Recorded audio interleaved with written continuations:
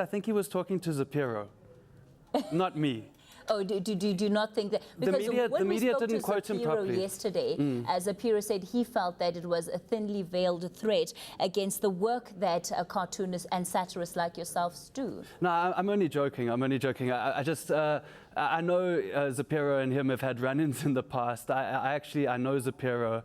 It's hard. It's hard being a satirist, and it's hard as a white South African. It's really hard to find your place I'm not trying to say it's hard to be a white South African, but as a satirist, I think someone like Zapiro speaks his mind a lot, and in the process, he gets accused of racism. And I'm lucky. I've never been in the middle of that kind of storm, and hopefully it won't happen to me. But it is very hard. I mean, I've done stuff which has got me sent to the Broadcast Complaints Commission by white people, actually saying that it was racist towards white people. I don't want to. You know, I respect Zapiro and his work, but I don't want to sort of jump on a kind of bandwagon of satirists and cartoonists all saying that there's a thinly veiled attack. Look. There's two sides to it. The one side to it is that if a cartoon by Zapiro or if a song by me offends a lot of people, then there's no place for the person who's made the song to say, no, you're wrong for being offended. Really, do you find that you're having to think harder to not be offensive, or to be cautious around the kind of reaction that your work might prompt? I suppose so, but I don't really want to do that. I think you know, I think that you might get into trouble, but you need to stay true to yourself, and you need to really just think things through yourself. But you know, at the same time, if people get offended, then maybe you need to look into it. If a lot of people get offended, then you maybe need to look into it and say, either no, they're wrong, and I stand by my work, or no, I actually think there's something there. I don't want to say that it's look. What I do think is that you know, racism is real, and if a lot of people get offended by a Zapiro cartoon, then maybe there's something to that. But I also think that at the same time, it's not great if it's used as a kind of distraction. Because I think at this stage in government, there's a lot going on. And I think you see that the harder things get in government, the more like an anti-racism march and stuff you see happening at that time. So it does seem like it's a little bit of a distraction, which is something that a lot of sort of satirists, including guys like Loyiso Gola, have pointed out. You know, and I think it's just sometimes hard to point it out from a white perspective. Yeah, I mean, I don't know. Like, I'll wait until someone tells me that the Gupta bling video is racist. Okay. No one's told me that yet. And we're going to play that video for our viewers in a moment. I want you to perhaps let's take a look at the video, and then we're going to talk about it afterwards. This is a parody video that the Deep Fried Man has come up with. Let's take a look. You used to call me.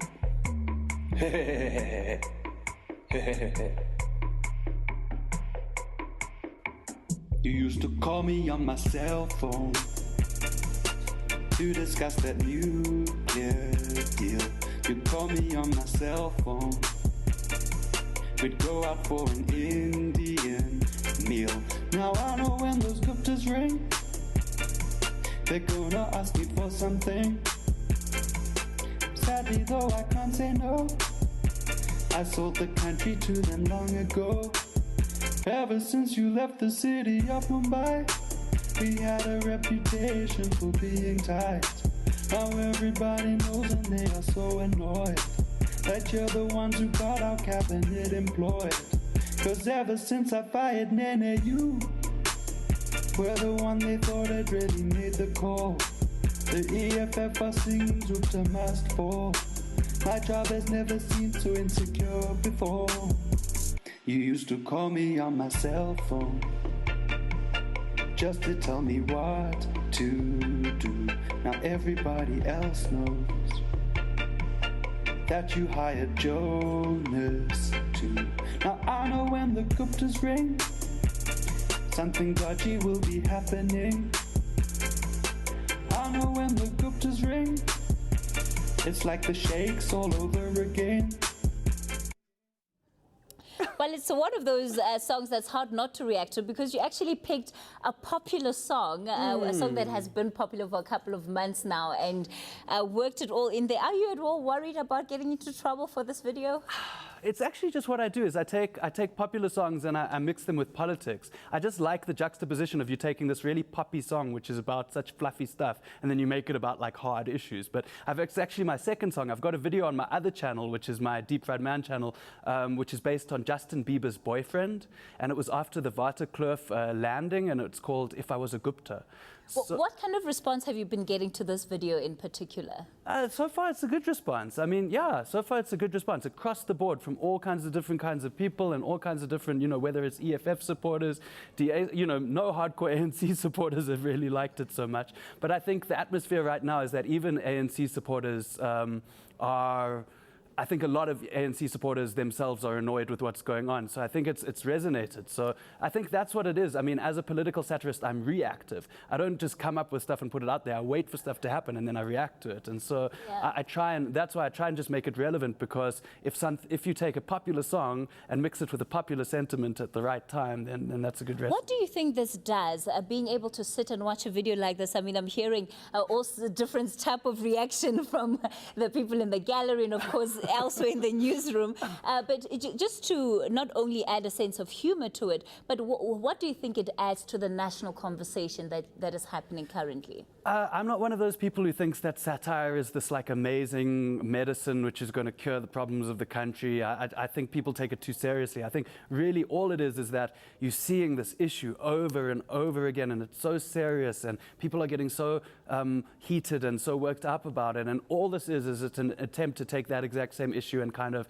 lighten it up a bit, show that it's not that serious, it's not that bad, show the lighter side to it. That's all it really is. And where can people go to get the full text or the full video that we've just played? I'm glad you asked, because I get to say that I didn't make it on my own. There's some guys I work with. We've got this channel called Malcontent, and we started off, our first video was an ode to Trevor Noah when he took on The Daily Show.